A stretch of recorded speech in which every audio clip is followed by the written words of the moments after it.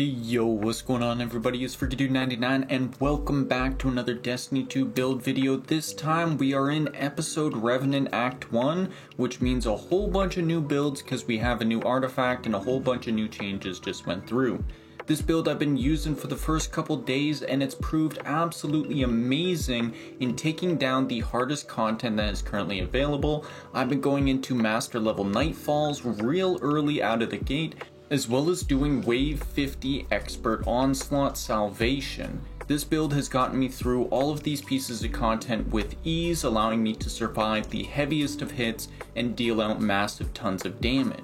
So, of course, with all my builds, there's going to be a picture at the end of the video along with a dim link in the description, and be sure to hit that subscribe button if you haven't already to make sure you don't miss out on any future Destiny 2 build videos.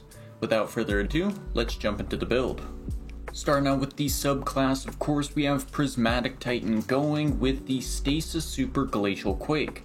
Glacial Quake is absolutely fantastic at dealing massive tons of damage to any enemies, saving a team when you are just getting onslaughted by waves of enemies, as well as just allowing you to burst down enemy boss health bars just by stacking up waves of crystals all around them.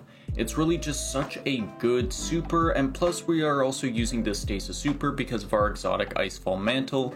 Moving over for our class ability, we aren't really worried about which thing we're grabbing here because of Icefall Mantle actually overrides our class ability, allowing us to get max stacks of Frost Armor whenever we use it, as well as releasing a Frozen Burst from ourselves. For our melee, we are grabbing Frenzied Blade. It's a great strand melee that severs enemies that we hit, but it also gives us 3 melee charges, so when we use Consecration, we can send out multiple waves at once and just constantly spam this out. For our grenade, we are grabbing Glacier Grenade. Glacier Grenade recently just got a fix where Consecration can actually detonate Glacier Grenade and all the Stasis Crystals, as well as it is currently a Stasis Artifact focused season, and creating all of these Stasis Crystals means we get a bunch of bonuses from our artifact.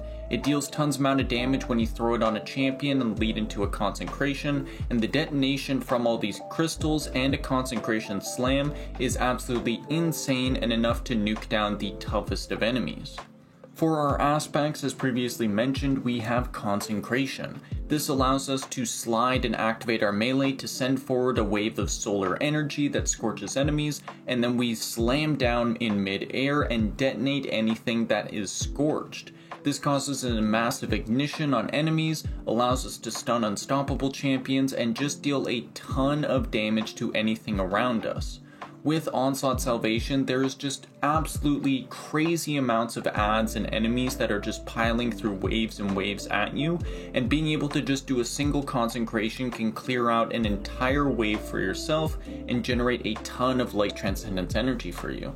Add to that, our second aspect is Diamond Lance, which gives us 3 fragment slots allowing for more build crafting, and makes it so whenever we shatter or defeat a target with abilities or a stasis weapon, we create a stasis lance that we can pick up, throw at enemies to freeze them, or slam down. And with a recent change, whenever you slam down the Diamond Lance, it's going to be granting you 2 stacks of Frost Armor to yourselves and any allies nearby. Frost Armor is amazing as it grants us damage reduction, and it's our way of actually surviving in all of this endgame content that we're going to be jumping into very early. I highly recommend that whenever you're picking up a Diamond Lance, just slam it down with your melee so you get that Frost Armor stacks going. Only in certain cases will you ever need to throw it, but usually you slam it down, freeze enemies around you, and you can stun unstoppables with this as well.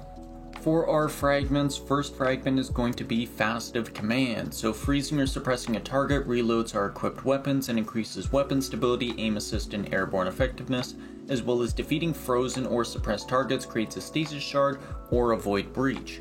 We are constantly freezing enemies with our Diamond Lances and our Glacier Grenade, allowing us to generate a large amount of stasis shards for ourselves, which is going to be restoring melee energy for further Consecrations, as well as just reloading our equipped weapons is a really nice bonus. Forward from that, we are grabbing Faceted Protection, so while surrounded by combatants, we are more resistant to incoming damage, and while Transcendent, this effect is increased, a plus for any melee build or any build that you are going in and diving into enemies. There's always going to be enemies surrounding us and things like Onslaught Salvation, as well as stuff like Master Nightfalls. We're also grabbing Faceted Balance, so rapidly defeating targets with light damage grants us melee energy, which Consecration is triggering, and rapidly defeating targets with darkness damage grants us grenade energy, which our Glacier Grenade and our Diamond Lance is doing. We're using Facet of Ruin, which increases the size and damage of the burst when you shatter a stasis crystal or frozen target, and increases the area of effective solar ignitions, both things that we are taking huge advantage of. Add to that, we are using Facet of Hope, which, while we have an elemental buff, our class ability regenerates more quickly. We are constantly wanting to use our class ability for those Frost Armor stacks and that freeze that we let out, and having Frost Armor active is actually a elemental buff, which means we're constantly benefiting from Facet of Hope. And finally, Facet of Courage, so our Arc, Solar, and Void abilities deal increased damage to targets afflicted with darkness debuffs, so whenever we're freezing or slowing enemies, we go in with our Consecration and it's just getting an extra boost to its damage. Now that's going to do it for the subclass, moving on to those weapons. Starting off with the weapons, our main exotic of choice is going to be none other than the brand new exotic Alethanim.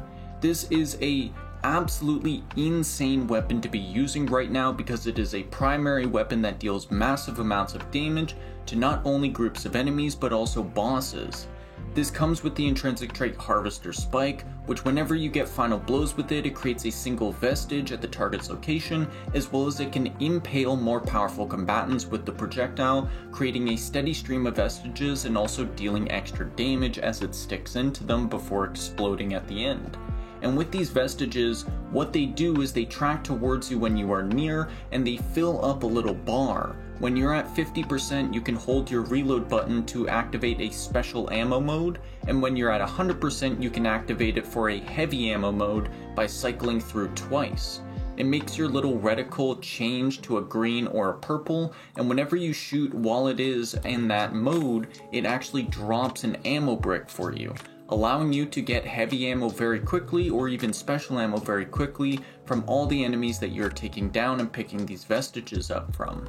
Alethanim is an absolute beast of an exotic that deals so much damage no matter what you're doing and what content you're in. I've been using this in Master Nightfalls, and because of its frame, it fires in a single line, just like Mountaintop, allowing you to snipe enemies from super far away, impale them, generate those vestiges, and also just deal a massive amount of damage even when at an insane distance. It also having this Harvester Spike that impales into enemies and deals consistent damage means that you can stack up multiple Harvester Spikes into a single enemy, meaning you can just rack up damage using just a primary weapon and save your special and your heavy for more extreme circumstances. And then for weapons to pair up with it, I've been personally using the Ikello Shotgun. It's craftable and allows you to roll Grave Robber and 1-2 punch, meaning that you can mix and match it when you're doing your Severed Strikes in between Consecrations, as well as get some ammo back from that Grave Robber from all of the melee takedowns that we're doing. And shotguns are anti-barrier right now. Alethanim is taking care of overloads, as well as we can deal with unstoppables with our Consecration ignitions and our Glacier Grenades freezing them. And finally, for heavy weapons, I've been using personally the brand new Arc Heavy Grenade Launcher, Bitter/Sweet. It's a really nice grenade launcher that I have rolled with bait and switch, allowing it to deal a massive amount of damage, but I've also been playing around with Dimensional Hypotrochoid, the Stasis Waveframe grenade launcher from Lightfall. It rolls with Chain Reaction and Envious Assassin, allowing for even more carnage on the battlefield. Now that's going to do it for weapons, moving on to those artifact perks.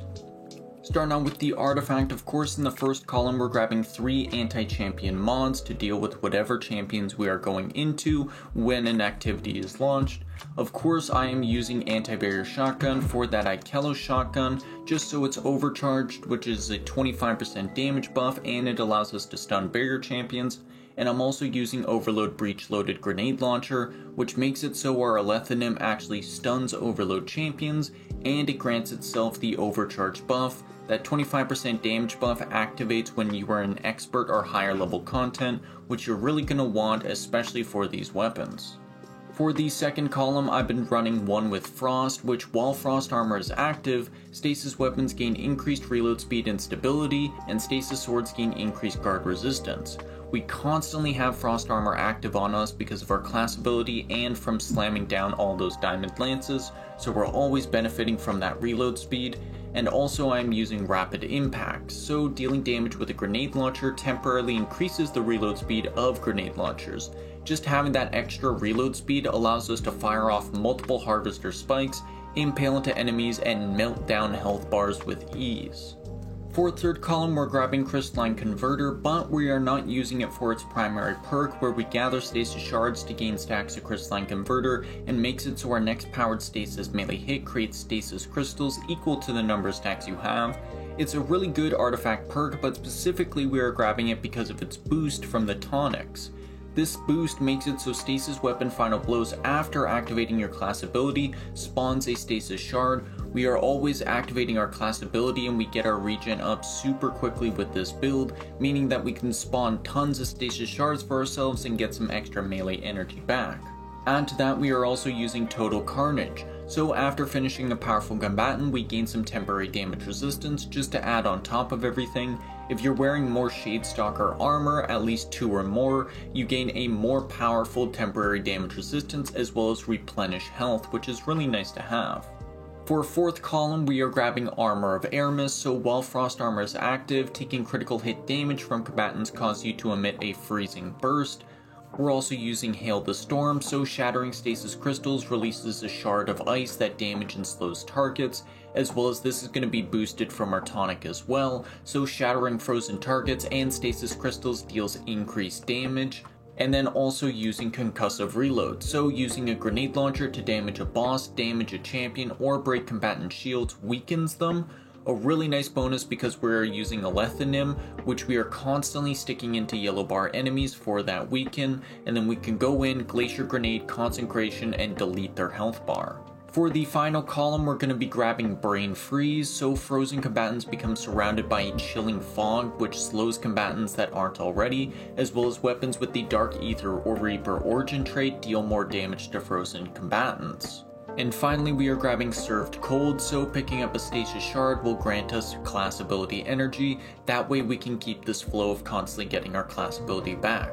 And that is going to do it for the artifact, but quickly we are going to be using the Refined Tonic of Stasis Crystallization, which is going to be granting us those boosts to Crystalline Converter and Hail the Storm. This is the legendary tonic that you have to unlock by grabbing green tonics and then blue tonics, finally getting that purple tonic.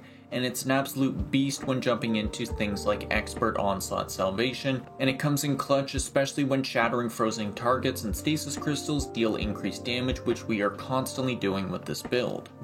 Now for our armor mods, starting off with the helmet, we are going ahead and grabbing Dynamo, which reduces super cooldown when using your class ability in your targets, which we're constantly doing.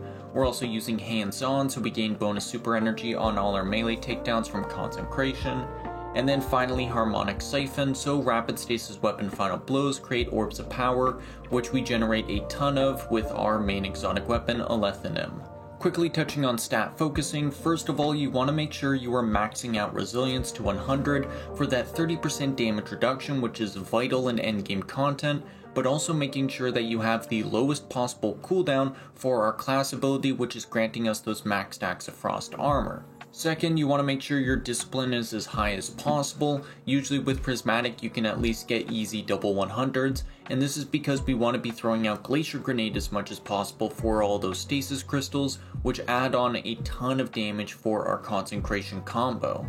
And of course finally you want to get your strength as high as possible so you can use your 3 charges of melee for Consecration waves to send out and delete your enemies. Down to the gauntlets, we have our main exotic of choice, which is Icefall Mantle. Icefall Mantle comes with Glacial Guard, which was recently reworked with Episode Revenant, which makes it so while you have a stasis super equipped, rapid stasis final blows grant us Frost Armor, and you heal a small amount whenever you gain Frost Armor. So all of our Alethanim takedowns is granting us Frost Armor, healing us as well, and it replaces our class ability with a burst of stasis energy that freezes nearby combatants, slows nearby opponents, and grants you increased Frost Armor, which is pretty much max stacks of Frost Armor. This means that we constantly have a flow of Frost Armor up on us, constantly getting that damage reduction from it, as well as healing from it. So whenever you're in a sticky situation, you can activate your class ability, get that Frost Armor, but also get a little burst of healing along with it.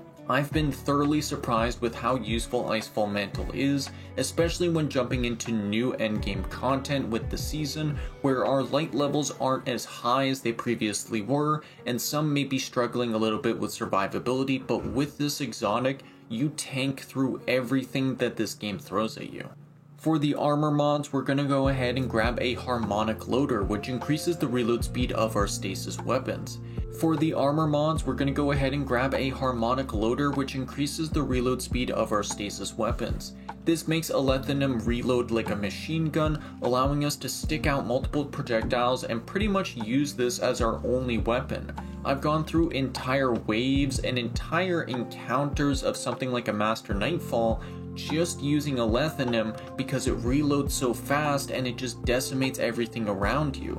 I've completely forgotten about my heavy weapon in some cases just because of how fast you reload with this thing and how much damage it can output. We're also using Impact Induction, so whenever we cause damage with a powered melee attack, it's going to be reducing our grenade cooldown for more Glacier grenades. And we are using Heavy Handed, so all of our concentration takedowns are going to be generating orbs of power for us. For the chest piece, you want to make sure that you are matching up your resistance mods to whatever the current threat modifier is for the activity you are running. If you're jumping into something like a Master Nightfall and it has a solar threat, you want to make sure that you are grabbing a double solar resistance to match that, and then a third elemental resistance to balance out the damage that is being dealt to you. Always make sure you're just going double, because anything more, and yes, you are getting resistant to that, but you're going to find that those other damage sources are going to take you out very quickly.